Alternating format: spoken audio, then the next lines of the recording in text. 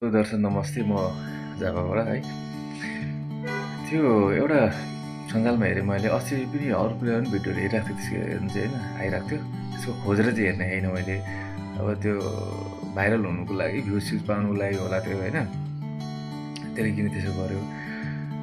झापावासीलाई धेरै गाली गरेको देखेँ कि मैले है त्यसको भिडियो पनि भाइरल पनि भएको रहेछ अनि के कारणले चाहिँ के भएको छ झापाले के गरेको छ र यसले यसरी गाली गर्यो भनेर मैले यसो विचार गर्दाखेरि झापाबाट बालेन शाहलाई विजय गरायो जितायो धेरै मतले भनेर केपी बालाई देखिरहेको छौँ सबैले केपी बाला फ्याले भनेर छ होइन भाइ एउटा क्षेत्र एउटा झापावासीले मात्र होइन नेपालले चाहेको मान्छे व्यक्ति हो कि उहाँ है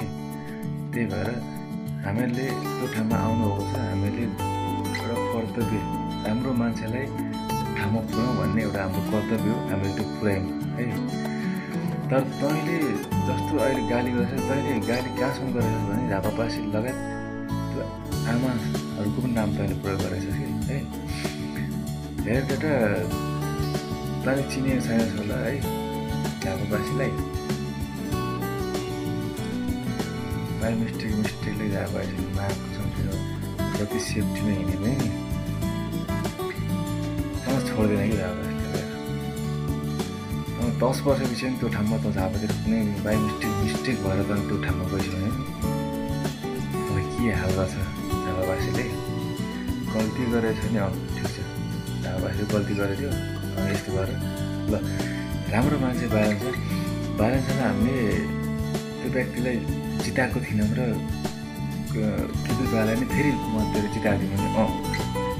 हामीले गाडी सहन पनि तयार छौँ सुन्छौँ पनि होइन राम्रो व्यक्तिलाई हामीले झापाले मात्र चाहेको व्यक्ति होइन त्यो नेपालले नै चाहेको व्यक्ति हो है देश विदेशमा बसेको दाजुभाइ दिदीबहिनी सबैले चाहेको थियो मान्छे त्यही भएर अहिले जुन शब्द बोलेछस् नि तँलाई महाकसम तँलाई जहाँ भेटौँ जस्तै भिड बस है अब झापा त भाइ त बाई मिस्टेक 10 वर्ष पछि पनि त गइसक्यो नि तँलाई यो झलको त झापाले छोड्दैन या छोड्नु चाहिँ होइन तर त्यो गल्ती गरेको छैन झापाले तैँले नाना थरी शब्दहरू बोलेर गएस् नि त्यो एउटा मिडिया ट्रायलको लागि त्यो आफ्नो इमेज अलिकति इमेज त के भयो इमेज भनेको के हो भने त मैले के थाहा त्यो इमेज तँलाई सिकाउँथ्यो है त्यही भएर झापामा बाई मिस्टेक त निस्केर आइसिएस भनेर नि हेर तेरो कति पिस बनाउँछ तेरो के हाल बनाउँछ भन्ने झापावासीले थाहै छैन बुझ्ने त्यही भएर सोचेर बुझेर बोल्ने गर है भाइ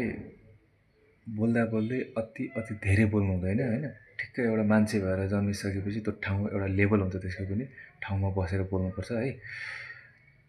हामीले त्यस्तो ठुलो गल्ती गरेको थियो भने ल ठिक छ भन्नु सक्थ्यो पनि हामीले यस्तो गल्ती गरेछ झापावासीले त्यही भएर यो मान्छेले यस्तो त्यो मान्छेले यस्तो भन्नु फलानाले यस्तो भनौँ भन्न सक्न सकिन्छ है तर हामीहरूले